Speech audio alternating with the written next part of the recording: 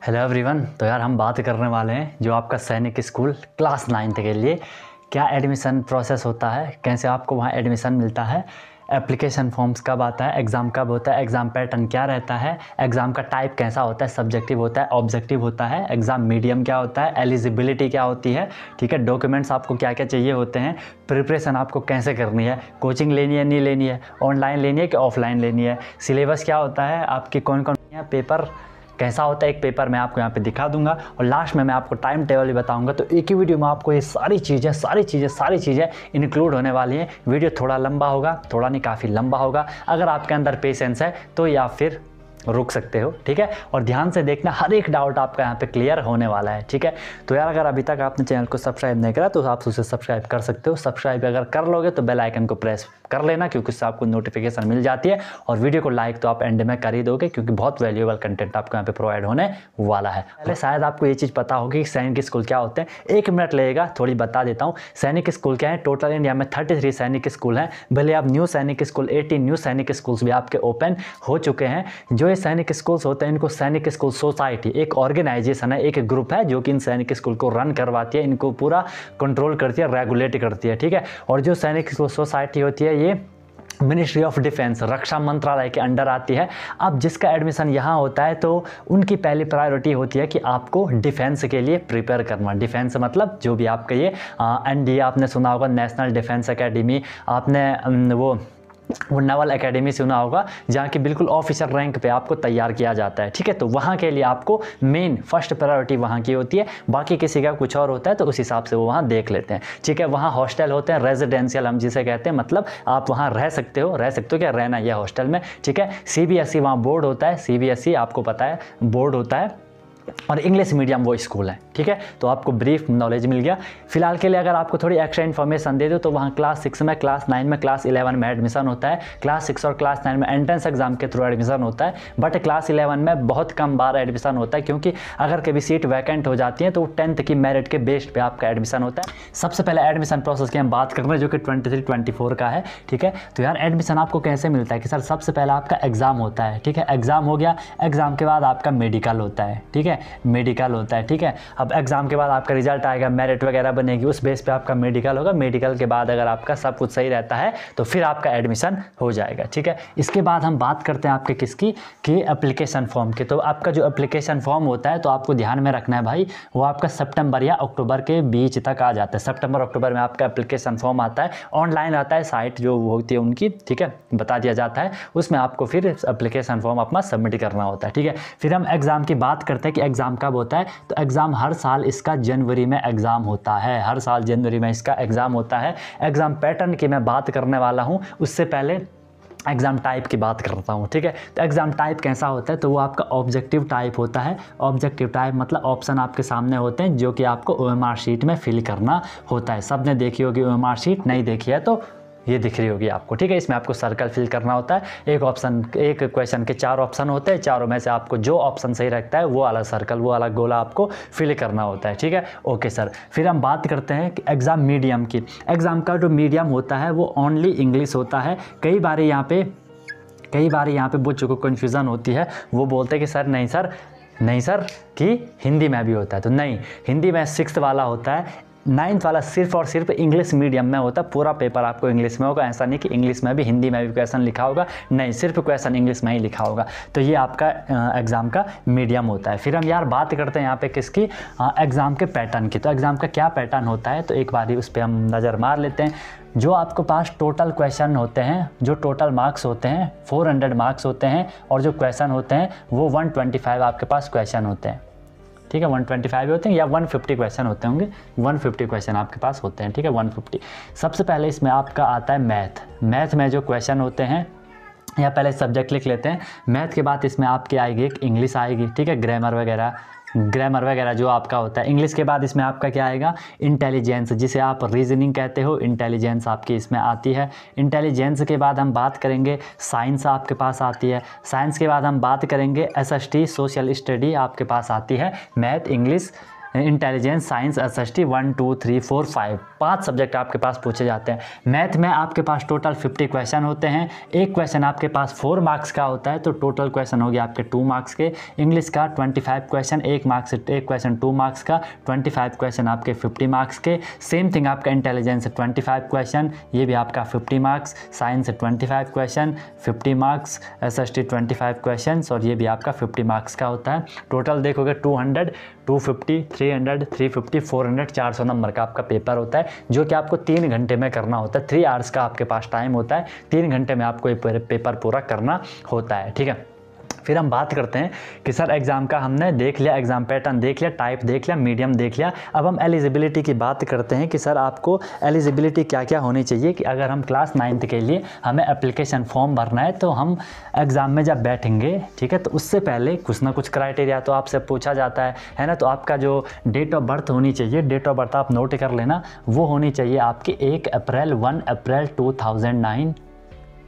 ठीक है, 1 अप्रैल 2009, 1 अप्रैल 2009 से 31 मार्च 2011 के बीच आपकी एज होनी चाहिए। क्या होनी चाहिए? 31 मार्च 2011 के बीच आपकी एज होनी चाहिए, 31 मार्च 2011। ठीक है, 1 अप्रैल 2009 से 31 मार्च 2011 के बीच आपके यहाँ पे एज होनी चाहिए। इसको नोट कर लो, बाद में परेशान मत होना। 13 से 15 के बीच आपकी उम्र होनी चाहिए। 1 अप्रैल 2009 भी होगी एलिजिबल हो, 31 मार्च 2011 भी होगी एलिजिबल हो। इससे पहले नहीं होनी चाहिए, इससे बाद आपकी डेट ऑफ बर्थ नहीं होनी चाहिए, तभी आप 24 वाले एग्जाम में बैठ पाओगे सैनिक स्कूल के। ठीक है सर, फिर हम यहाँ पे बात करते हैं डॉक्यूमेंट्स की। हम यहाँ पे बात करते हैं तो डॉक्यूमेंट में भाई आपको क्या क्या चाहिए वो एक बार आप लोग यहाँ पे नोट कर लो। सबसे पहला जो आपको चाहिए डॉक्यूमेंट में, जब आप फॉर्म फिल करोगे आपकी फ़ोटो लगेगी, आपका क्या लगेगा, आपका यहाँ पे एक साइन लगेगा, आपका क्या लगेगा, आपका लेफ्ट हैंड का थंब इम्प्रेशन लगेगा, बाएं हाथ के अंगूठे का निशान आपको लगेगा। ठीक है, बाएं हाथ के अंगूठे का निशान आपको लगेगा। फिर आपका यहाँ पे कास्ट सर्टिफिकेट लगेगा। कास्ट सर्टिफिकेट सिर्फ उनका लगेगा जो SC कैटेगरी से है, ST कैटेगरी के से है, OBC कैटेगरी से है, बाकी जनरल वगैरह वालों का नहीं लगेगा। फिर आपका इसमें एक डोमिसाइल लगेगा। डोमिसाइल क्या होता है? निवास प्रमाण पत्र होता है, डोमिसाइल सर्टिफिकेट, ये आप कहाँ के रहने वाले हो। ठीक है, फिर इसमें एक आपका डेट ऑफ बर्थ सर्टिफिकेट लगता है, DOB जन्म प्रमाण पत्र आपका इसमें लगता है। और फिर एक इसमें आपका अगर कोई डिफेंस से बिलोंग करता है, किसी के पेरेंट्स अगर डिफेंस में रहते हैं तो उनका सर्विस सर्टिफिकेट लगता है। इस बेस पे इसमें आपको रिजर्वेशन भी मिल जाता है। ठीक है, आई बात समझ में? ये पूरा आपको डॉक्यूमेंट यहाँ पे मैंने बता दिया। फिर हम बात करते हैं कि सर डॉक्यूमेंट के बाद अब है मेन चीज़ कि सर हमें प्रिपरेशन कैसे करनी है। ठीक है, तो सबसे पहली बात यार, प्रिपरेशन कौन कौन करेगा? जनरली जो 7th क्लास में होता है, जो 8th क्लास में होता है, जो 9th क्लास में होता है, ये 3 क्लासेस वाले प्रिपरेशन करते हैं। ठीक है, बट एग्ज़ाम वही देगा जिसकी मैंने बताया एलिजिबिलिटी, जिसकी डेट ऑफ बर्थ एलिजिबल होगी वही आपका एग्ज़ाम दे सकता है। जनरली कभी कभार क्या होता है कि जो 7th क्लास वाला होता है उसकी क्या होती है, अगर डेट ऑफ बर्थ एलिजिबल होती है वो एग्ज़ाम में तो बैठ सकता है, एग्ज़ाम तो दे सकता है, लेकिन इन केस अगर उसका उसका अगर सेलेक्शन हो जाता है तो उसका एडमिशन नहीं हो पाएगा। क्यों? क्योंकि सर 9th क्लास में एडमिशन करे तो 8th पास होनी जरूरी है ना, वो अलग मैटर है। वो अपना 8th का कुछ जुगाड़ वुगाड़ करके दिखा दे तो वो अलग मैटर है, बट अगर डेट ऑफ बर्थ एलिजिबल है एग्ज़ाम दे सकते हो। 8th वालों की तो जनरली हो ही जाती है date of birth eligible. 9th वाला भी अगर डेट ऑफ बर्थ उसकी एलिजिबल हो एग्ज़ाम दे सकता है, बट अगर उसका सिलेक्शन होता है उसे फिर से 9th में ही एडमिशन लेना है, क्योंकि जब वो 9th क्लास में होगा वो प्रिपरेशन कर रहा होगा, जब उसका सिलेक्शन होगा तो उस टाइम उसे 10th क्लास में जाना था, बट क्योंकि वो सैनिक स्कूल क्लास 9 के प्रिपरेशन कर रहा था, सिलेक्शन भी हो गया, अब उसे 9th में एडमिशन ही लेना है। वो 1 साल थोड़ी वो हो जाएगा, बट कोई दिक्कत नहीं है, एडमिशन हो जाए तो क्या ये बात है स्कूल का। ठीक है, क्लियर हो गया यहाँ तक आपको सब कुछ, आपको यहाँ सब कुछ आपको यहाँ पे क्लियर हो गई बात। इसके बाद देखो, ठीक है सर प्रिपरेशन हम कर रहे हैं तो क्या हम अपने आप से प्रिपरेशन कर सकते हैं? पहली बात तो ये है, तो भाई कर सकते हो अगर आप में वो डेडिकेशन है, अगर आपके घर में आपको कोई गाइड करने वाला है कि ये करो वो करो, आप पे नज़र रखने वाला है, तो फिर आप कर सकते हो बढ़िया तरीके से, उसमें कोई भी आपको इश्यू नहीं है। बस आपको पता है कि 8th लेवल तक का पूछा जाएगा, सिलेबस भी अभी मैं आपको दिखाता हूँ, उससे आपको क्लैरिटी मिल जाएगी। ठीक है, कि कैसे कैसे आपको करना है, आपको बस थोड़ी डेडिकेट रहना होता है, ईमानदार आपको थोड़ी बनना पड़ेगा। ठीक है, तभी आपकी सही से प्रिपरेशन हो पाएगी। फिर अगर हम कोचिंग की बात कर रहे हैं तो एक आपके पास ऑनलाइन कोचिंग होती है, एक आपके पास ऑफलाइन कोचिंग होती है। अगर आप ऑनलाइन कोचिंग की बात करो और ऑफलाइन कोचिंग की बात करो, दोनों के अपने फ़ायदे नुकसान हैं। इस पर मैंने वीडियो भी बनाई थी, शायद आपने देखी होगी। ठीक है, तो अगर आपके पास टाइम है ठीक है। तो आप ऑफलाइन भी जा सकते हो, बट ऑफलाइन में आजकल दौड़ा भागी काफ़ी हो रही है, आजकल तो पूरा डिजिटली चल रहा है, ऑनलाइन वगैरह ही सारा ट्रेंड चल रहा है, ठीक है। तो आप ऑफलाइन जाते हो तो वहाँ पे आपको इंटरेक्शन तो प्रॉपर हो जाता है, लेकिन कभी कभार क्या होता है, आप स्कूल से आए, मैंने बोला हर किसी के अपने फ़ायदे नुकसान है। स्कूल से आए 2-3 बजे, तुरंत बैग घर रखा, दूसरा बैग पकड़ा, सीधे आप कोचिंग के लिए निकल गए, तो उसमें आपको थोड़ी हौच पौच, थोड़ी प्रेशर आपके ऊपर ज़्यादा आ सकता है ना। तो ये आपको अपने अकॉर्डिंग देखना है कि आपको क्या चीज़ कंफर्टेबल लग रही है ना। फिर कोचिंग में गए ऑफलाइन, वहाँ देखा दोस्तों से मिले जुले, पढ़ाई लिखाई जो भी होगी वो भी होगी, तो डिस्टर्ब आदमी काफ़ी हो जाता है। बट मैंने फिर बोला आपके लिए जो बेस्ट शूट करता है आप उसे कर सकते हो। ऑनलाइन में क्या है, आप स्कूल से आए घर, आराम से कहीं जाने की ज़रूरत तो नहीं है, घर में ही सब कुछ आपको प्रोवाइड हो रहा है। आपके पास एक्स्ट्रा टाइम जो आप ट्रैवल करने में, ऑफलाइन में आपको ट्रैवल करना होता है, इधर से उधर लोकेशन पे जाना होता है, तो वो यहाँ पे आपका टाइम बच जाता है, उस टाइम को आप यूटिलाइज कर सकते हो अच्छे से, ठीक है। बस आपको कंटेंट ऑनलाइन अच्छा होना चाहिए। जैसे हमारा है तो वॉरियर 100 नाम से आपको ज़बरदस्त बैच चल रहा है, उसमें डेली क्लासेस होती है, डेली प्रैक्टिस प्रॉब्लम मिलती है, वीकली टेस्ट होता है, मंथली टेस्ट होता है, एनी टाइम डाउट फैसिलिटीज़ होती है, जो कि पूरे इंडिया में कहीं भी नहीं होने वाली होती नहीं है, ठीक है। और 24/7 आपको मेंटरशिप मिलती है, राइट। और बहुत मिनिमम फी होती है इसकी, हर कोई अफोर्ड इसे कर सकता है, जहाँ कोचिंग नहीं भी है वो भी इसे अफोर्ड कर सकते हैं। और इसमें मेन चीज़, आप लाइव क्लास के दौरान अपना माइक ऑन कर सकते हो, on the spot doubt clear कर सकते हो, और जब फिर भी कोई दिक्कत होती है तो हर टाइम 24/7 अवेलेबल है। और कभी अगर लाइव क्लास मिस हो जाती है तो उसकी रिकॉर्डिंग भी सारी अवेलेबल होती है, ज़बरदस्त आपकी क्लास होती है। फिर आपको परेशान नहीं होना होता कि सर कहाँ से करना है, क्या करना है, कब करना है, कितना करना है, हर एक चीज़ फिर आपको प्रोवाइड करवाई जाती है। आपको बस उसे फॉलो करना होता है और सेलेक्शन लेना होता है, ठीक है। तो आप ज्वाइन कर सकते हो, कॉन्टैक्ट आप कर सकते हो, ठीक है। बाकी जो आपको बेटर लगे आप उस पर जा सकते हो। फिर हम बात करते हैं यहाँ पे किसकी, सिलेबस की। तो सिलेबस की बात हम कर लेते हैं। आपका क्लास 9 का सिलेबस मैथ का, ठीक है। देखो 50 क्वेश्चन टोटल क्वेश्चन, जो टोटल मार्क्स है वो 200 है। अब देखो टॉपिक आपसे क्या क्या इसमें पूछे गए हैं, देखो रैशनल नंबर है, linear equation in one variable, quadrilateral, data handling, square, cube, comparing quantity, ये सारा आप लोग देख सकते हो। अलजेब्रिक एक्सप्रेशन, एरिया, पेरीमीटर, अलग से भी मैं इस पे बिल्कुल सिलेबस को एनालिसिस हम करेंगे, ठीक है। Volume and surface area, exponent and power, ठीक है। Playing with numbers, visualising solid shape, triangle, Euler formula, okay, सारी चीजें आपकी हैं। फिर एवरेज, मीडियन, मोड है, प्रोबेबिलिटी है, पाई चार्ट है, डायरेक्ट एंड इनवर्स प्रोपोर्शन है, फैक्टराइजेशन है, इंट्रोडक्शन टू ग्राफ है, यूनिटरी मेथड है, डिविजिबिलिटी एग्जाम है, ट्रायंगल है, पैरेलल लाइन है, सिंपल इंटरेस्ट है, टाइम एंड वर्क है ना। फिर यहाँ पे एरिया, पेरीमीटर है, अलजेब्रिक एक्सप्रेशन, ये पूरा आपका यहाँ पे मैथ वाला है, ठीक है। फिर हम यहाँ पे देखें इंटेलिजेंस में तो नॉर्मल टॉपिक वाइज नहीं होता, बस उन्हें दे रखा है कि हर एक चीज आपसे पूछी जाएगी, और वो आपको पता है कि इंटेलिजेंस में एनालॉजी वगैरह होती है, ब्लड रिलेशन वगैरह होता है ना, डायग्राम वगैरह होते हैं, उन सब पे आपकी स्टडी होती है, ओके। फिर नेक्स्ट देखो इसमें आपका इंग्लिश वाला है, इंग्लिश में भी सारे देखो वही पूरा ग्रामेटिकल वाले टॉपिक होते हैं, ग्रामर पूरा होता है, आप इसे यहाँ पे रीड कर सकते हो, ठीक है। हर एक चीज यहाँ पे आप पॉज करके देख लो, बाकी पूरा एनालिसिस हमने करना है। फिर यहाँ पे जनरल साइंस का है, मतलब जो आपसे साइंस है, साइंस के भी देखो आपको सारे टॉपिक है यहाँ पे, किसी को आप स्किप भी नहीं कर सकते हो, ठीक है। देखो सारे टॉपिक आप यहाँ पे रीड कर सकते हो, हर एक टॉपिक, फिजिक्स, केमिस्ट्री, बायोलॉजी वगैरह, ईवीएस वगैरह सब कुछ है। फिर नेक्स्ट है इसमें आपका सोशल साइंस। सोशल साइंस में भी देखो 25 क्वेश्चन आते हैं, और हर एक चीज इसमें आपको पूछी गई है।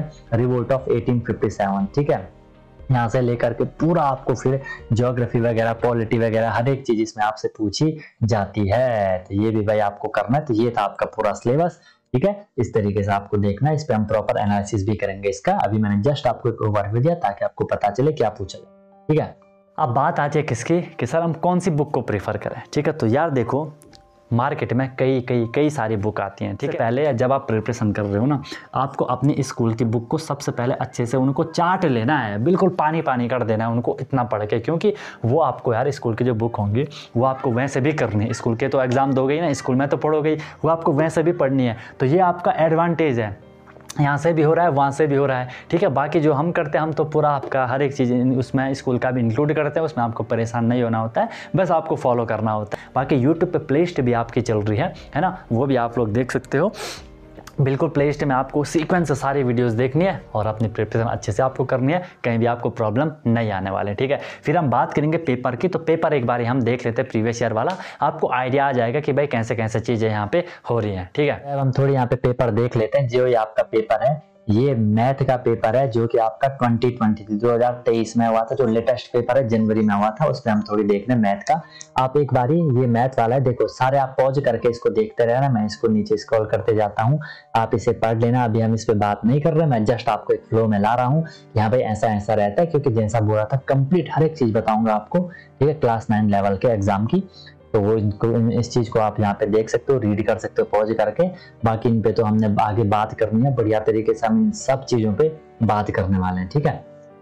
फिलहाल के लिए आप थोड़ी इनका ओवरव्यू ले सकते हो कि सर हमसे क्या क्या पूछा जा रहा है, कैसे कैसे चीजें हमसे पूछी जा रही हैं। आपको एक ओवरव्यू मिल जाएगा यहाँ से, है ना, क्योंकि यार देखो जहाँ हमें जाना होता है ऑब्वियसली वहाँ का आपको रूट पता होना चाहिए, है ना। तो ये रूट मैं अभी आपके सामने लेके आ रहा हूँ, ठीक है। ये देखो पूरा कोऑर्डिनेटर वगैरह कहाँ कहाँ से क्वेश्चन आपसे पूछे जा रहे हैं, है ना।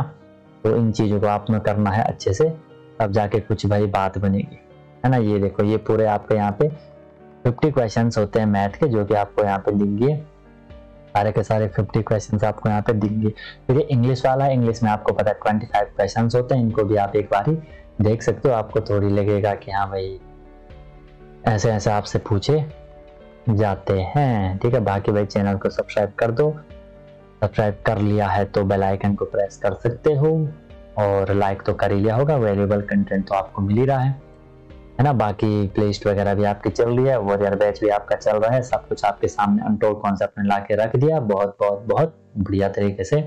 फिर ये आपका जनरल साइंस है, जनरल साइंस में भी आप यहाँ पे क्वेश्चन वगैरह को रीड कर सकते हो कि भाई क्या क्या आपसे क्वेश्चन पूछे जा रहे हैं, है ना। ये सारी चीजें आपको यहाँ पे दिख रही होंगी। देखो क्वेश्चन बढ़िया क्वेश्चन पूछे जाते हैं भाई, है ना। आपको मतलब हल्के में नहीं लेना है, ईमानदारी से गजब तरीके से आपको मेहनत करनी है, तब जाके आपका गजब रिजल्ट मिलेगा, है ना।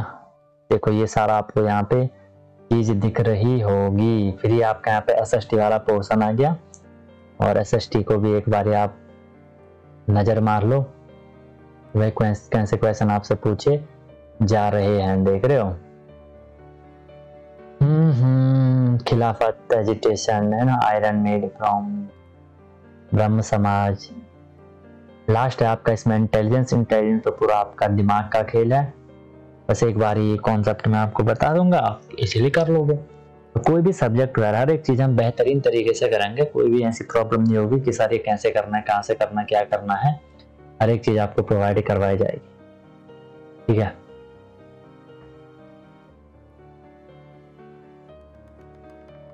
तो ये है भाई आपका, देखो बस ये पूरा आपका इंटेलिजेंस था यहाँ तक, है ना। तो ये कंप्लीट पेपर मैंने आपको शो कर दिया, ओके।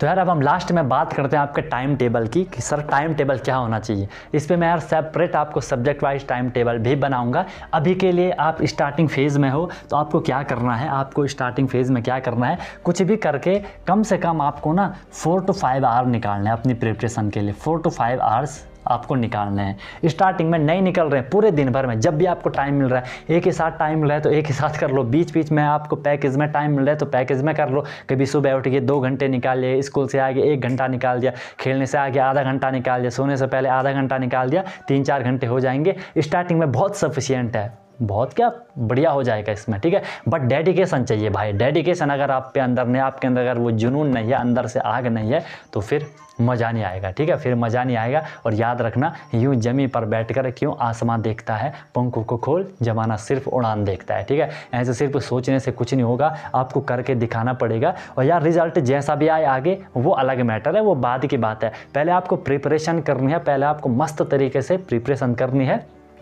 रिजल्ट जो भी हो वो फिर सही होता है। अगर अपना 100% दोगे, 100% आपको उसका रिजल्ट भी मिलेगा। तो यहाँ से मैंने सारे डाउट आपको क्लियर कर लिए, टाइम टेबल बोला, वीडियोस आएगी इस पर, मतलब सब्जेक्ट वाइज बताऊंगा अच्छे से कितना किसको कैसे प्रिपेयर करना है, वो सारी बातें होंगी। अभी ये बहुत लंबा हो जाएगा, ठीक है। तो फिलहाल के लिए बोला 3-4 घंटे निकालो, 5 घंटे निकालोगे तो मौज ही हो जाएगी, ठीक है। बाकी अच्छे से करो, और कोई भी आपका डाउट होगा, कोई भी आपकी क्वेरीज होगी, कमेंट कर लेना। बहुत ही ज़्यादा दिक्कत होगी, आप इस पर मैसेज कर सकते हो। कभी भी आपको कोई भी दिक्कत होती है तो हर टाइम यार मैं आपके लिए अवेलेबल होता हूँ कि हाँ भाई आपको अच्छे से चीज़ों को करना है, ठीक है। इस पर आप कॉन्टैक्ट कर सकते हो। कॉल मत करना, कॉल तभी करना जब बहुत सीरियस आपका काम हो, मतलब जब बहुत इंपॉर्टेंट काम हो, नहीं तो नॉर्मल चीज़ें तो सारी आपको मैंने इंक्लूड करवा ली, सारी चीज़ें बता दी। कुछ होगा, टॉपिक होगा तो कमेंट आप लोग कर लेना, ठीक है।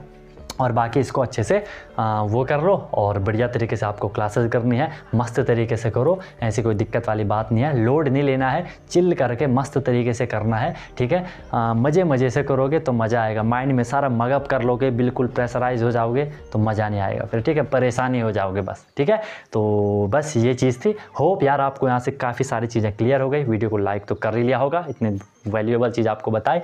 बाकी मिलता हूँ फिर, जो भी आपकी डाउट होंगी उनको बनाने का ट्राई करेंगे। Okay, wish you all the very best, be happy and one more thing, वही चीज़, जब तक तोड़ोगे नहीं, यस तब तक छोड़ोगे नहीं। Okay guys.